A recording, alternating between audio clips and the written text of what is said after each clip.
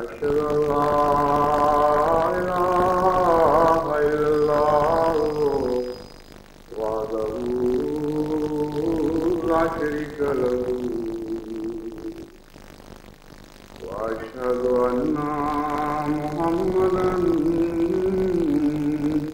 عبده ورسوله أما بعد فأعوذ بالله من الشيطان الرجيم بسم الله الرحمن الرحيم الحمد لله رب العالمين الرحمن الرحيم مالك يوم الدين إياك نعبد وإياك نستعين اهدنا الصراط المستقيم صراط الذين أنعمت عليهم غير المغضوب عليهم ولا الضالين.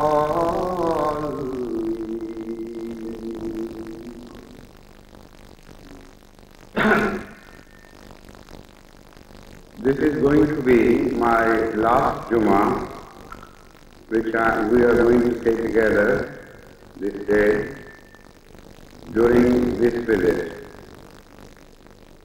On this occasion, first of all, let me express my deep sense of gratitude towards my Lord, our Allah, who has shown mercy upon us, and particularly mercy upon this humble servant of his by making this trip meaningful and purposeful. I saw help coming from him from every direction, in every way. He is the Master and the Lord of the universe, so all our efforts can only bear fruit if he shows mercy. He has been very kind to us, and we hope that inshallah he will continue to be kind and merciful, forbearing and forgiving. After this, I express my gratitude to the England Jamaat for their kindness and hospitality, and a very generous hospitality for that, which is showed to me and to my companions, and also to all the rest of the visitors who came from all over the world. Everybody I know has gone back very happy. So shall we, and we'll be carrying sweet memories of this visit, which will inshallah keep turning into prayers, and I hope Allah will listen to those humble prayers of ours.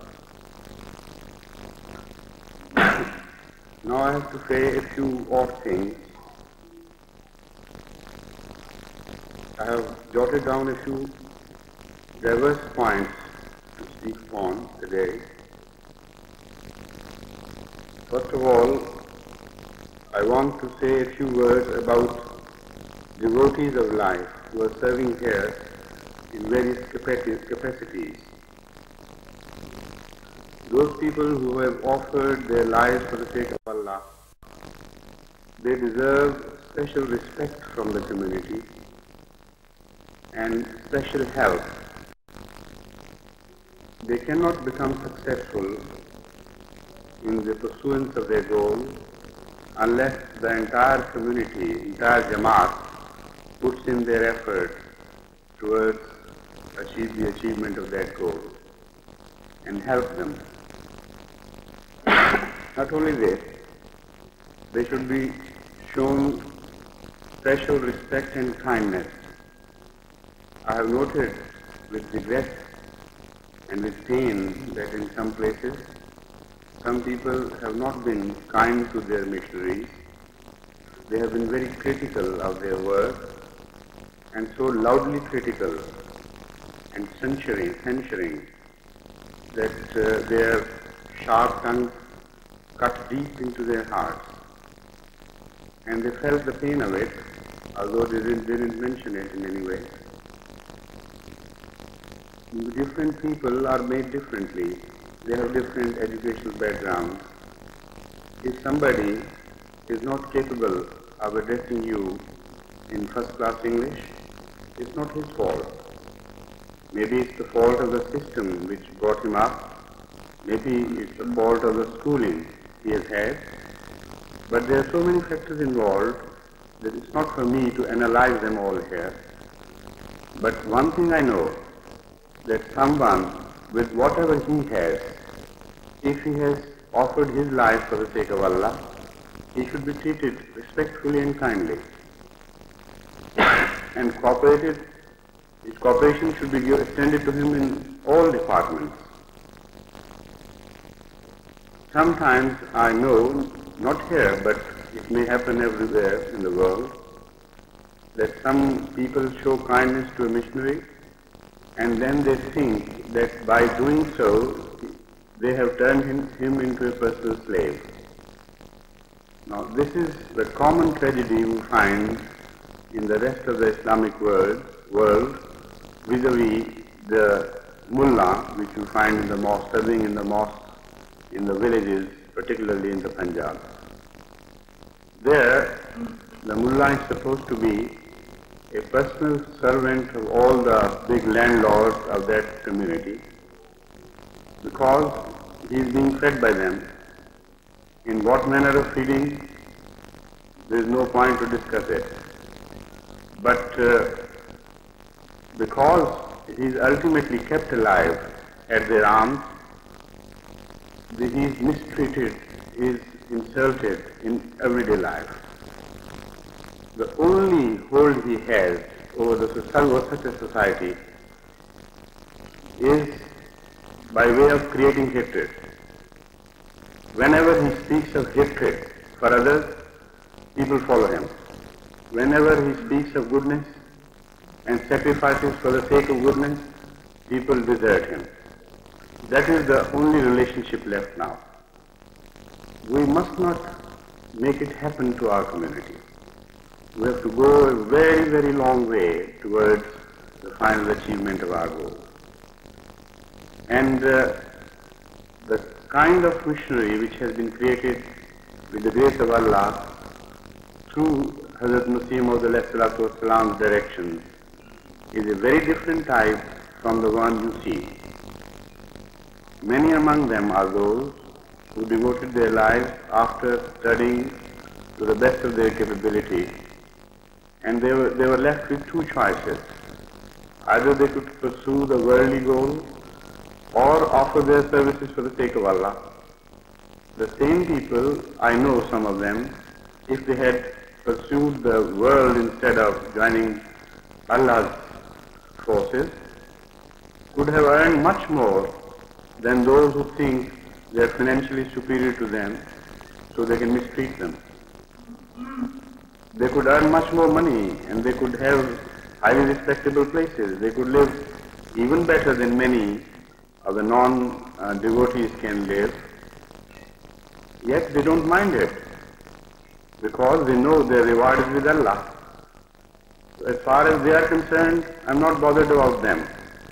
I'm bothered about those who mistreat them, because they will fall under the wrath of Allah, because Allah does not like His people to be mistreated, those who have offered sacrifices for His sake. So be mindful of that. If you have shown some kindness to those missionaries, still it is for them to accept it or reject it. If they accept it, they are showing a good turn to you by accepting your kindness.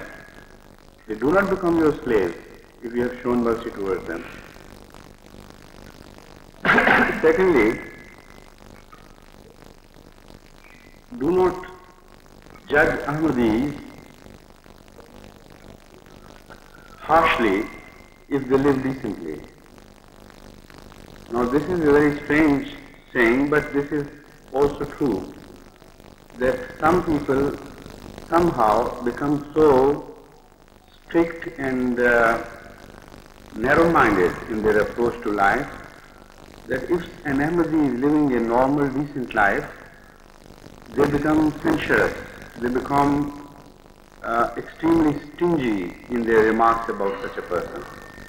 They feel that he is living a luxurious life, and they don't know the essence of what luxurious life is according to Islam, what is wrong in Islam and what is right in Islam. To enjoy the best things in life, provided that you remain within the four walls of prohibitions by Allah, is not at all forbidden, and provided that when asked for financial sacrifices, you remain in the forefront of those who sacrifice their earnings for the sake of Allah. So after that, what is left to you is completely your own choice how to spend it. If you live decently and nicely, it is not at all forbidden for you to live a decent life. What is forbidden has been made manifestly clear in the Holy Quran. So after that, nobody has a right to declare something forbidden which is not forbidden by the Holy Quran. This is what has been mentioned in this verse. قُلْ مَنْ حَرَّمَ زِينَةَ اللَّهِ الَّتِي أَخْرَجَ لِعِبَادِهِ مِنَ الطَّيِّبَاتِ وَمِنَ الرِّزْقِ قُلْ هِيَ لِلَّذِينَ آمَنُوا فِي الْحَيَاةِ الدُّنْيَا خَالِصَةً يَوْمَ الْقِيَامَةِ. Say, who has forbidden the good things in life to Allah's servants, which He has created for their sake, for this life, as well as for the life to come. It says, for this life they are for the believers, and for the life to come exclusively for the believers. So Allah has created out of His love good things of life to be used, not to be abandoned by His people, by His true servants. So if they make use of these things, there is nothing wrong at all with it. And after this verse of the Holy Quran, nobody on earth has a right to censure them for good living, provided, as I have mentioned before, that they live within the four walls of Islamic dictates, also provided that this living does not bar them from taking part in the sacrifices in the way of Allah. When we plead austerity, it is not because living a life of comfort is prohibited in Islam. It's only because if you can save more, you will be more able to serve the cause of Islam. That belongs to the region of, as it said in Islam. Nafal is a term which means after doing the obligatory things, if you do something of volition, that is nafal. So that pertains to the department of nafal. But even if somebody remains restricted to the department, to the field of obligations, no man on earth has a right to censure it. Hazrat Rasul Kareem sallallahu alayhi wa sallam was once asked by a visitor, tell me about Islam. He, in reply, told him the fundamentals of Islam and also started telling him of the acts of volition later on, of good acts which pertain to the region of Nawafil. So he said, look here, I will do just that which is obligatory and nothing more. So will I be forgiven? So he said, yes, that will suffice you. So that is the minimum which is required. Now if somebody falls below the minimum, then of course he comes under the censure again of Allah, not of human beings. It is only for them to admonish him with kindness.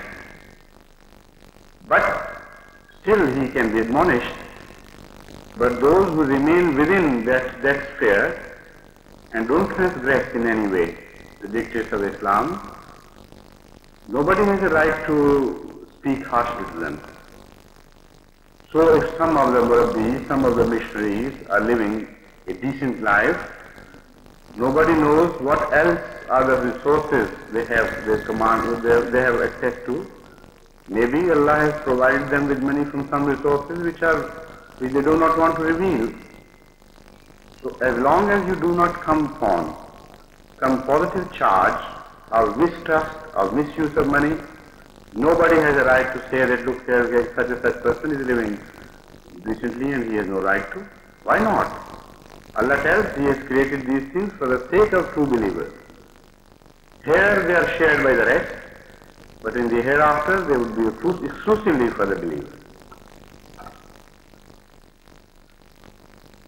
Now, another point is that you should be mindful of your duties to the Amir and other office bearers of the community.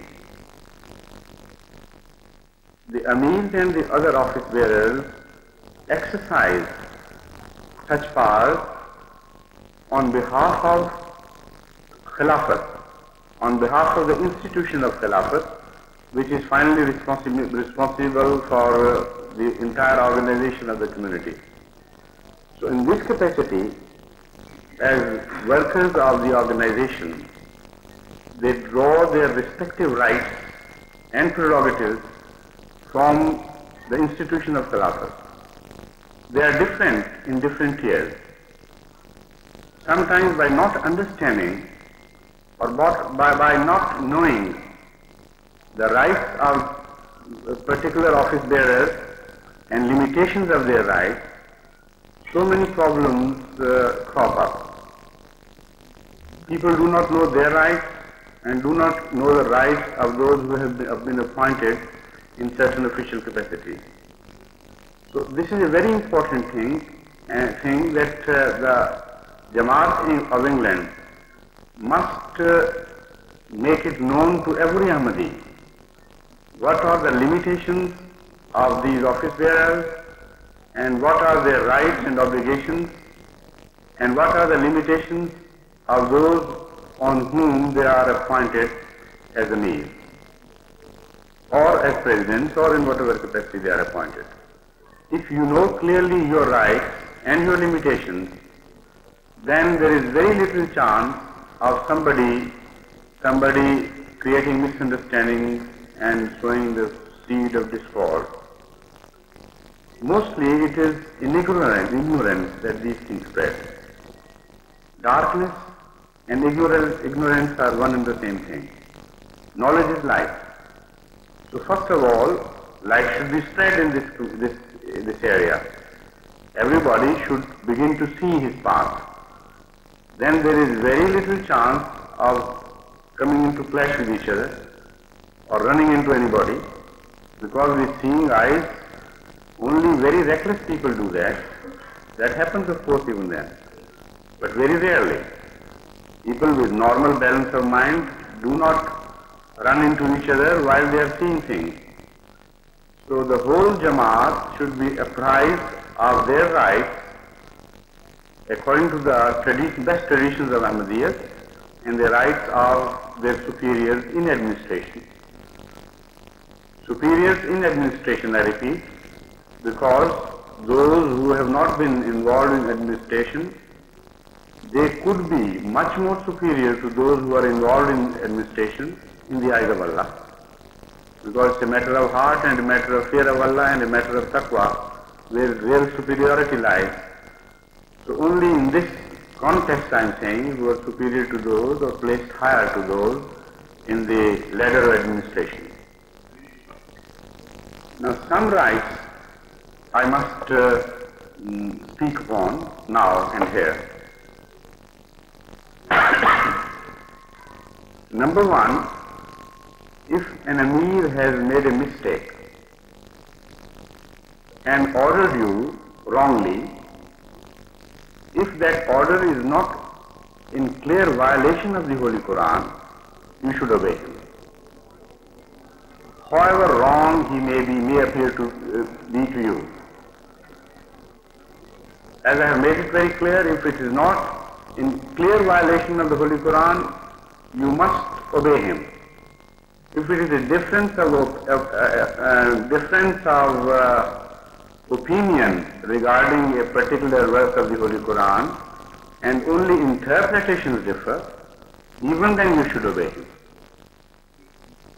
Because it is not for you to choose the interpretation and using that excuse to disobey your Amir. Hazrat Rasul Kareem sallallahu alayhi wa sallam laid so much stress upon the obedience of Amir that people got surprised. They said, Huzur Akram, if somebody is like that, even then we should follow him? He said, yes, even then. If somebody is like that, even then we should follow him? He said, yes, even then. At last, Huzur sallallahu alayhi wa sallam retorted by saying that even if a black slave is appointed Amir over you, whose head is like the head of a munakha, how do you, resin, a piece of resin, even then you must obey. Now these were the two things which irritated the Arab mind, which could irritate the Arab mind. One, to obey an ajami, and coming from an area which was known to be the area of black people. Arabs of those days considered it to be a personal insult to follow such a people. And on top of that, they being slaves. Slaves and blacks, all together, both things together, made it abhorrent to the Arabs to accept them as their leaders. Secondly, to have a big head was a sign of qiyadat, of leadership and wisdom. So the Arabs took pride in having big heads because that was a sign of great wisdom. And it was understood that the smaller the head be, the stupider and fooler the man would be. More fool if he has a small head. So Hazrat Rasul Akram sallallahu alayhi wa sallam brought these two points of abhorrence together and said, if he is a slave belonging to an area where the color is black, and also if his head is so small that there seems to be no brain in him at all, if he is appointed an Amir, you follow him. Then came another aspect of the same situation. That was if somebody is leading you in prayer. Some people are detective-minded. They sniff things and they think that perhaps they have got information on one's personal life much more than the rest of the community does. With the result that they sit like judges over the characters of certain other Ahmadis. They say, we know them, they are bad. Whether they have evidence enough or not, whether they pursue their allegations in the proper manner of producing evidence according to the Islamic dictates or not, they are not concerned. The only position they take is that we know such person is a bad character, so he should not hold any office. Particularly, they take exception to his becoming imam in the salat. So such a question was also raised at the time of Hazrat Muhammad Mustafa sallallahu alaihi wasallam and decided for all times to come. The question was that if somebody is badkar, somebody is a vicious person, a vile person, and he is bad, thoroughly bad in character, if he is appointed as Imam al-Salat, how abhorring it may appear to some, that such a person to be at antipodes with the righteousness should be made the leader of those who are righteous people and standing in prayer, in congregation prayer before Allah. So they said, if such a person is made Imam Salat, what should the followers do? Huzur Akram sallallahu alayhi wa sallam told them that they should follow him. It is Allah who is to accept the prayer. He will be answerable for his deed and you will be answerable for your deed. If you follow such a man, because you follow the organization and discipline, Allah will accept your prayer, because it's not the Imam who is going to accept this prayer, it is Allah. What a beautiful teaching. How beautiful and peaceful it is. This is why the name is Islam. It means peace. It spreads peace, it breeds peace, it dictates peace. No disorder is acceptable in Islam.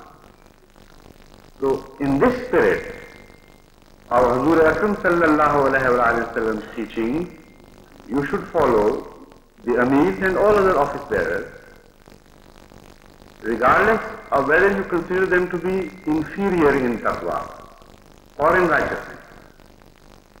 That is not for you to brag in this world, it is for Allah to decide after the death.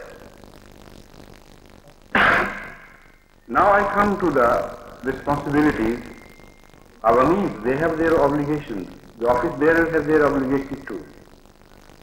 They must be kindly towards the people on whom they have been appointed. Not to rule, I can say, I can't use that word, but to run in the administration. They follow him, the Amir, only for the sake of Allah, not in his personal capacity. And to make it more particular, of course, ultimate end is to please Allah and nothing else. But to make particular, they follow the Amir because he has been appointed by Khalifatul Masih, for no other reason. They follow the entire system of organization because that system has been approved by Khalifatul Masih. They have not accepted that, or they have not taken oath of allegiance to every MD. They have only taken oath of allegiance at the hands of Khalifatul Masih. So everything gets concentrated in his hand, and then from it emanates in all directions. And as long as it is coming from him, Ahmadis follow it because it is an article of their faith that he is appointed by Allah.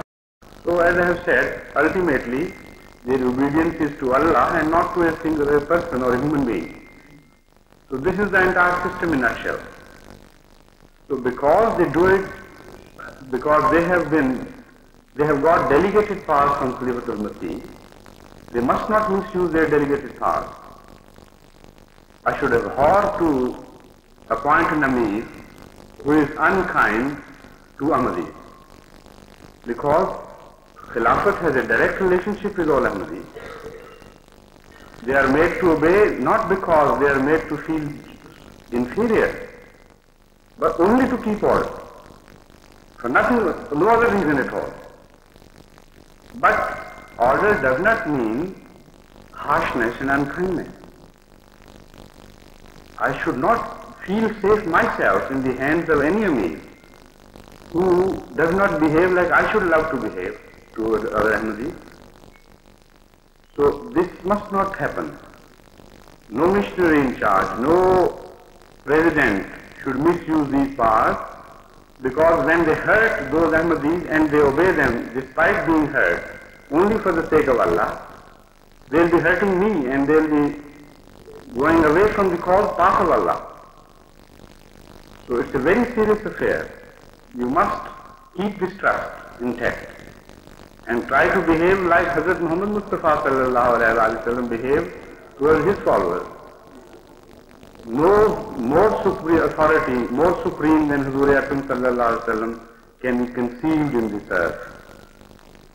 In this world, it's impossible to conceive of a person with greater authority, because he was representing Allah in all consummation. No one had ever represented Allah before like Huzur Akram sallallahu alayhi wa sallam did. So if some people object to Islamic way of organization as dictatorial,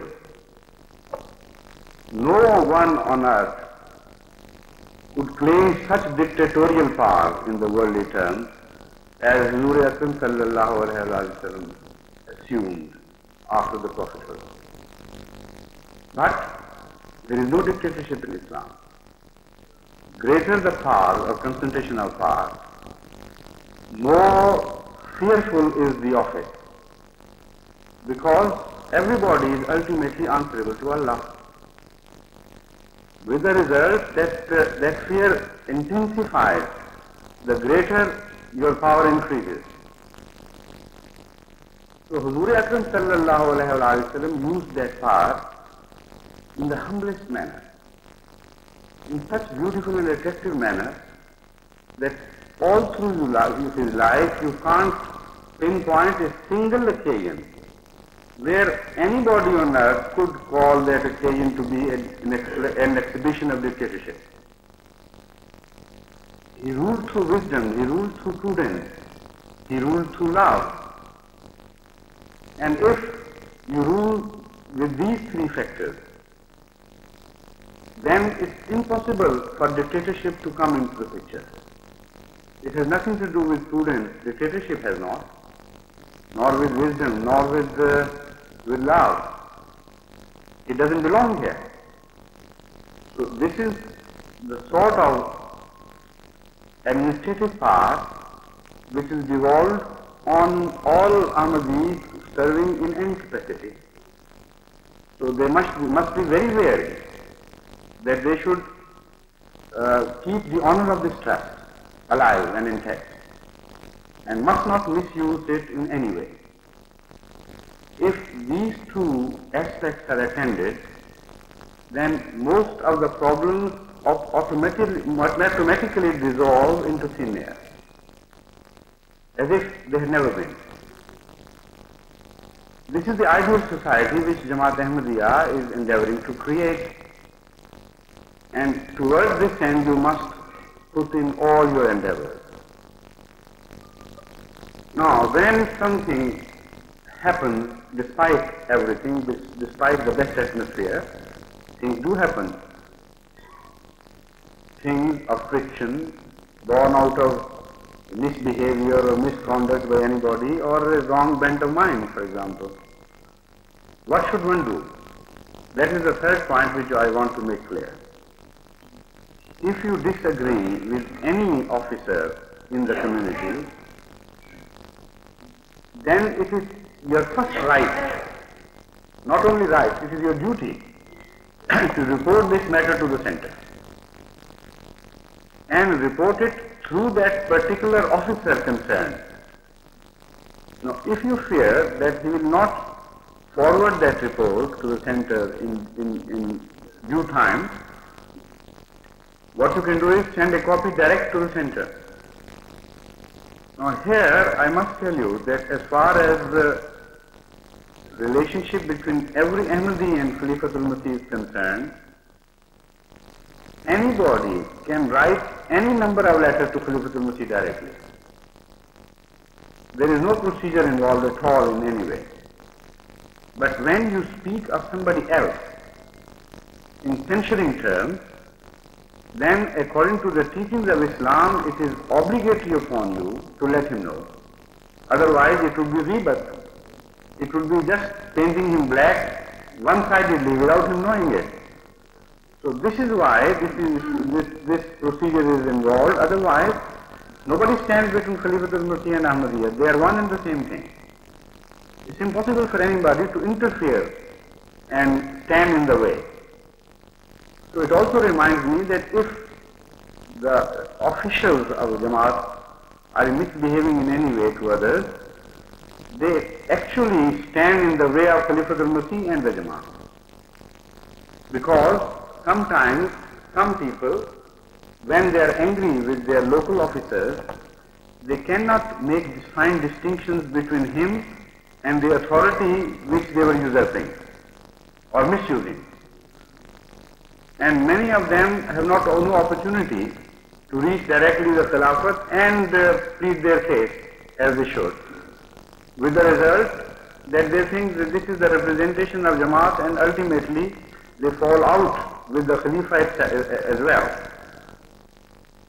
So as I told you, they are standing in the way of Khalifatul Masih and the people, Ahmadiya people, which they have no right to do.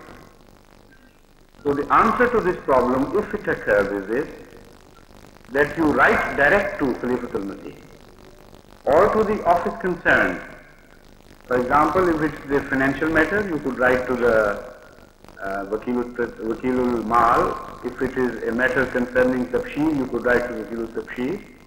But if someone is not satisfied at that, he could directly write to me in this capacity of Khalifatul Masih and send a copy to the Amir if they are very hasty. This is the minimum they are expected to do. But otherwise the normal course is to direct their application and complaint through the channel of Amir or the officer concerned, whoever he be, and send a copy direct. That would be better. So no problem is left at all. But one thing I must remind you, the Court of Appeal is in the higher direction, even in the worldly affairs, not in the lower direction.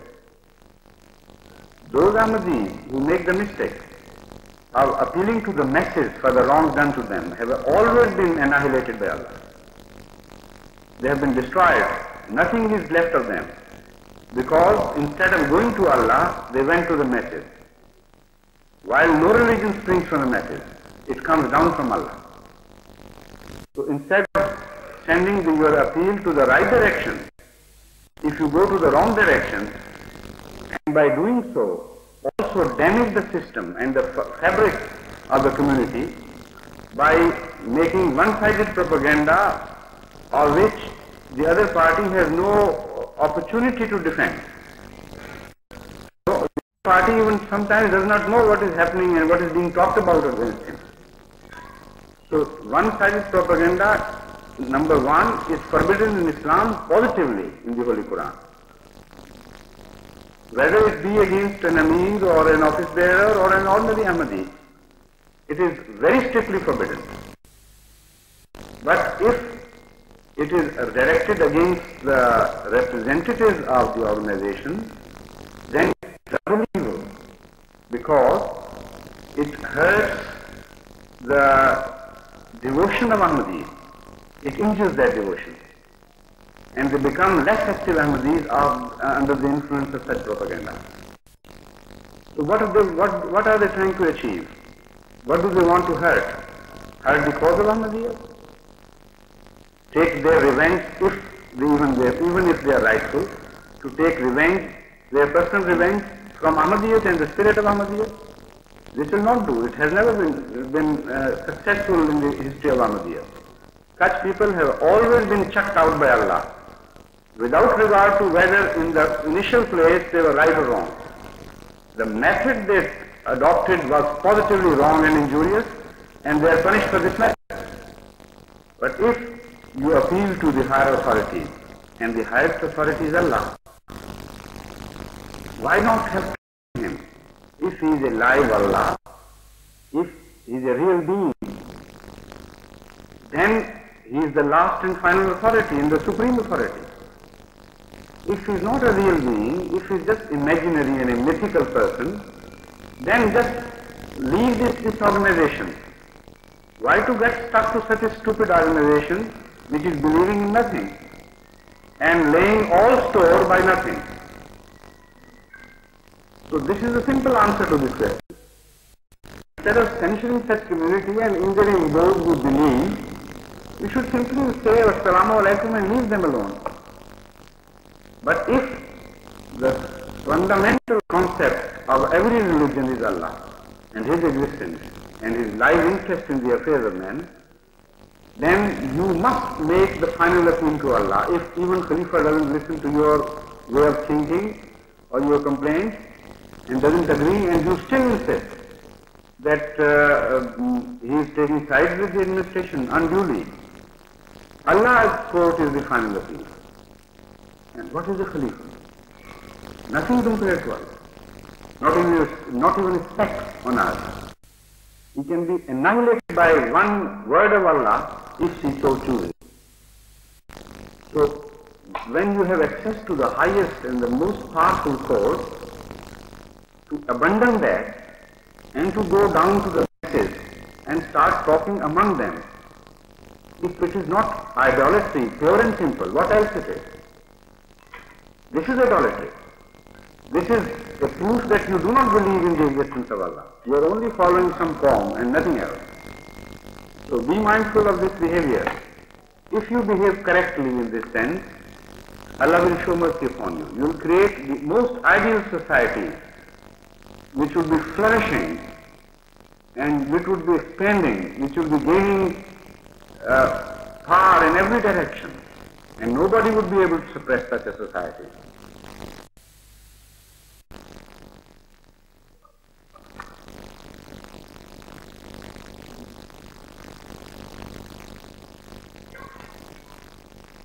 Now, it was pointed out to me by some friends that in the first sermon I was rather too harsh and one-sidedly harsh upon the members of my family, the family I belong to. And I singled them out by saying that if they borrow money from somebody, if they try to borrow money, everybody should take precautions. And I pointed out to them that it is a grave responsibility to behave cleanly and above board in financial matters. Otherwise, it is Hazrat Masih Maud name and honor which is sometimes defiled by those who are hurt. I said did it, not because I was not aware of other people doing it, but because I know the source of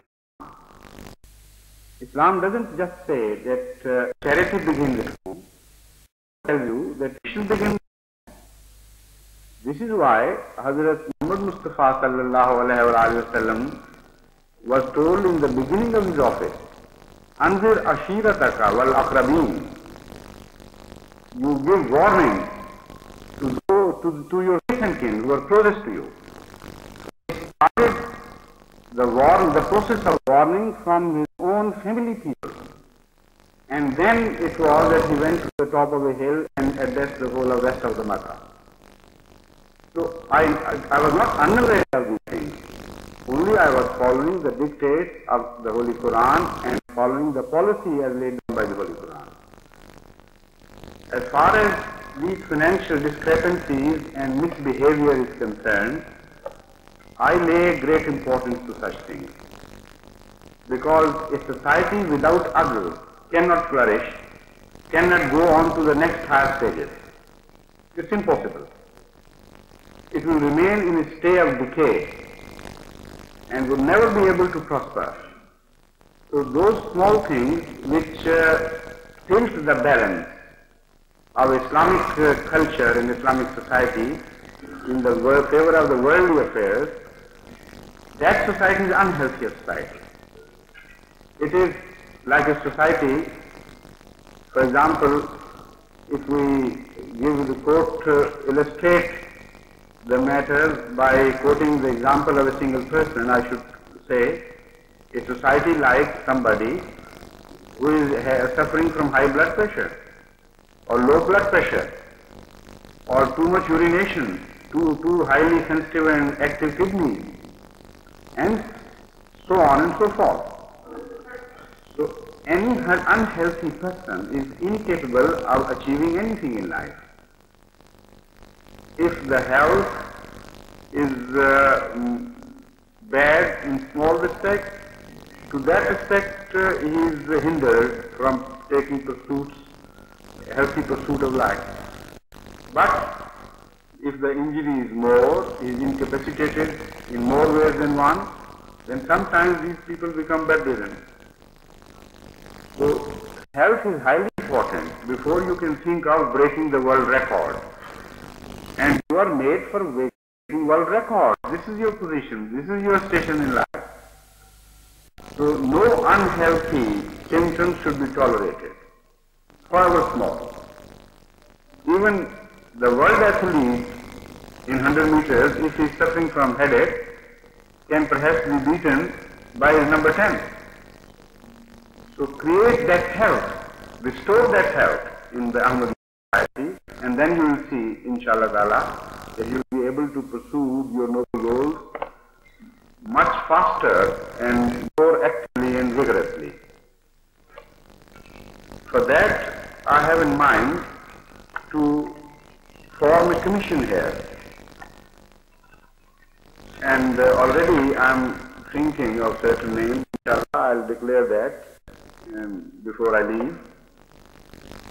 A commission to go into the financial discrepancies pertaining to people living in England or to people who have left England and either they are targets of these discrepancies or dishonesty, or they made English people living in England, targets of their dishonesty. Whatever the case be, this commission will collect all these complaints and report to me about the procedure which they should adopt.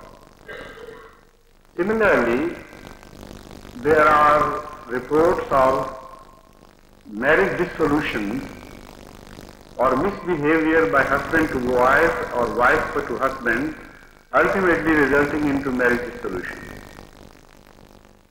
While we are preaching to this world that Islamic way of family life is the best and has the best example to be followed, and we at the same time contradict our word by our actions, this is doing injustice to Islam. So that should not do either.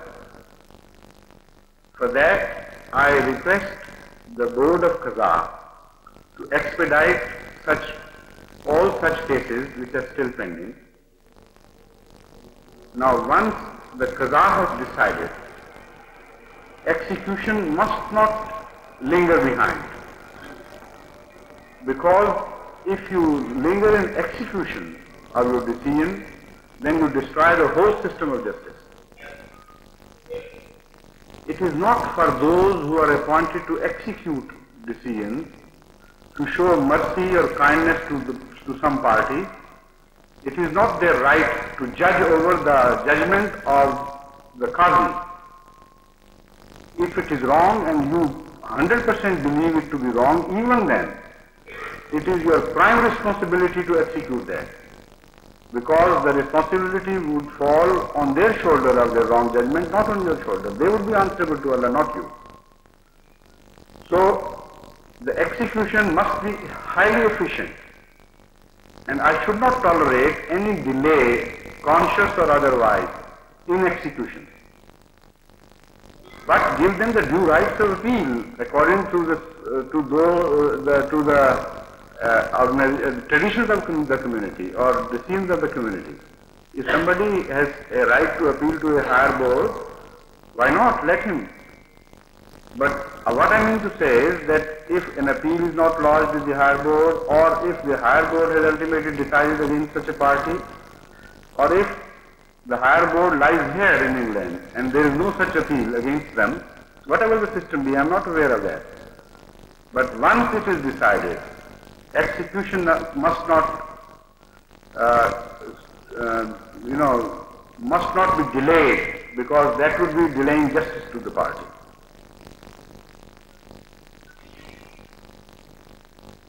And in the end, as I take leave, I remind you to pray for me and for my journey back home. May Allah make it successful and guard over us, myself and all my companions.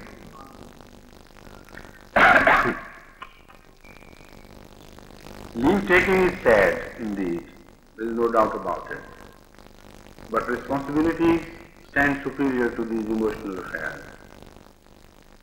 Also, going back has its own demands.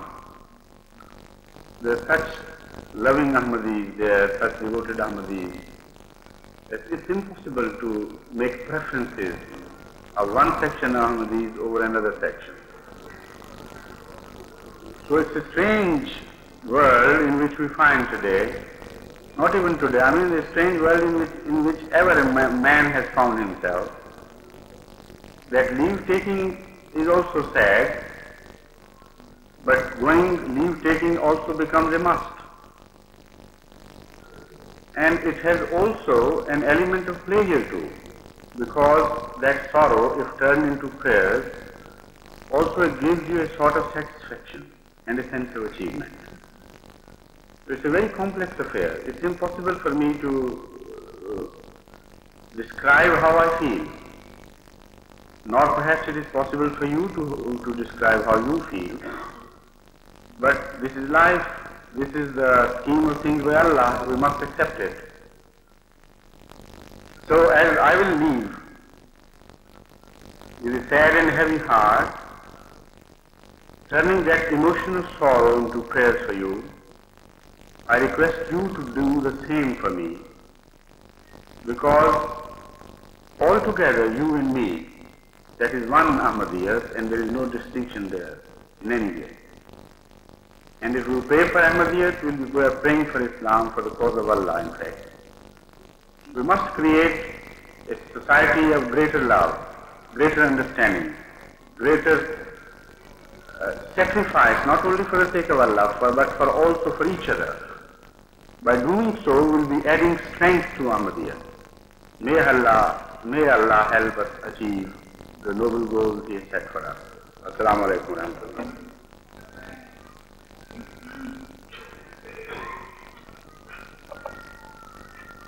Alhamdulillah, nahmaduhu wa nasta'inuhu wa nastaghfiruhu wa nu'minu bihi wa natawakkalu alayhi wa na'udhu billahi min shururi anfusina wa min sayyiati a'malina. ومن يهده الله فلا مضل له ومن يضلله فلا هادي له ونشهد أن لا إله إلا الله وحده لا شريك له ونشهد أن محمدا عبده ورسوله. عباد الله رحمكم الله، إن الله يأمر بالعدل والإحسان وإيتاء ذي القربى وينهى عن الفحشاء والمنكر والبغي يعظكم لعلكم تذكرون. اذكروا الله يذكركم وادعوه يستجب لكم ولذكر الله أكبر.